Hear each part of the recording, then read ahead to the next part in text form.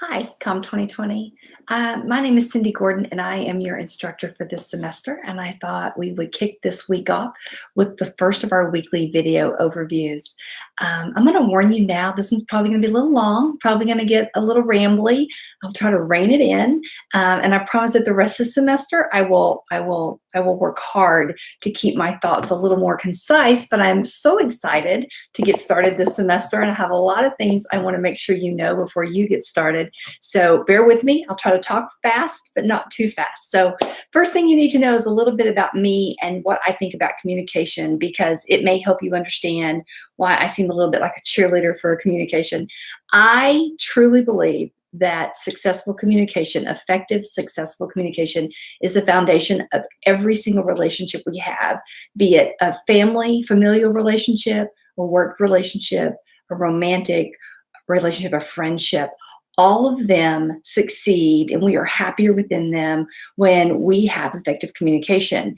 So this is one of those courses that I think you will be able, I hope, you will be able to look back at the end of the semester and say, oh my gosh, I learned about actual ways to improve my life. Because when we improve our relationships, we improve our lives. So we're going to look at some theories and some concepts. We're going to do some self-assessment, where I'm going to ask you to do some serious self-reflection, not to just sort of skim over that, to really dig into that.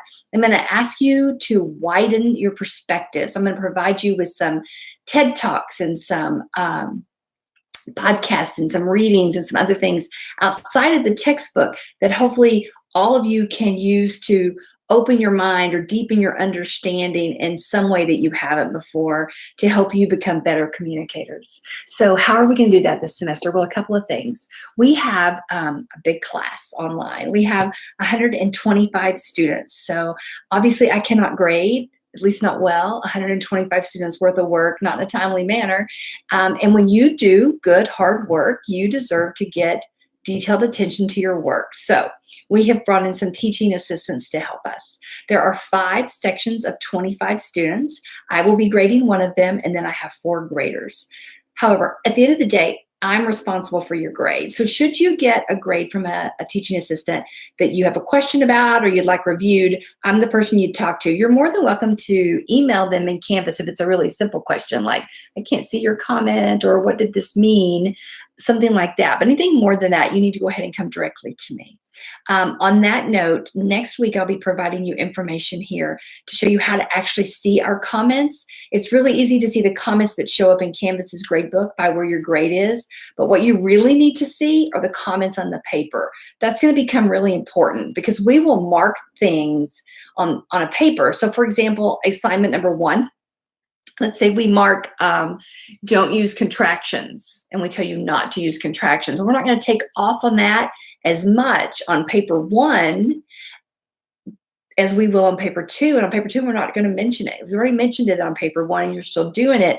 We've made a note that you're doing it. We're just going to take off more points. And don't freak out about what we do and don't take points off. Next week, you'll have a full writing guide. You'll know exactly what we will and won't be expecting of you for written assignments. So in this class, you have 4 major written assignments. And this semester, you're going to have the opportunity to do your first one. And then once you get it back, to resubmit it with corrections to any style or writing guidelines that we want you to make to up your grade. You'll only be allowed to do that on the very first assignment. So perhaps you didn't understand the writing guideline, you'll get this opportunity to up that grade, and you'll see that on your syllabus. So there are 4 written assignments. There are discussion posts, there are engagement exercises, there are 4 quizzes at 10 points a pop. There are 4 exams that are each worth 25 points. And I think I covered everything. Discussion posts, I think I got it all. If not, you can see it on your syllabus. In your discussion post and your engagement exercises, you're not required to use any citations or outside sources. In your written assignments, you will be using both outside sources and your textbook, and you will be expected to provide in-text citations, and you'll be expected to not use any direct quotes. in these papers from your textbook, to put it in your own words and then provide the citation. And I'm going to provide you resources to help you learn how to do that. I'm also going to make myself available if you've never done citations in a paper before, or maybe you've used MLA rather than APA, which we will be using, then I'm going to make myself available to meet with you and help you learn how to do that if you can't do it with the online resources that I provide. So that's what you have coming to look forward to. So I want to talk about that in grading. And then these little weekly video overviews. This one's already at 5 minutes, which is way too long. So I promise to work on this and get them faster. The beautiful thing about them is you can just listen to them while you make your morning coffee or walk your dog. To be honest, I'd prefer you weren't looking at me anyway. So I don't really enjoy being here on video. But you could do something else and listen, and I promise they will get shorter. Every Tuesday, I'm going to change out our front page and have something else new for you to see when you sign in for our week. Everything's due on Monday night at midnight.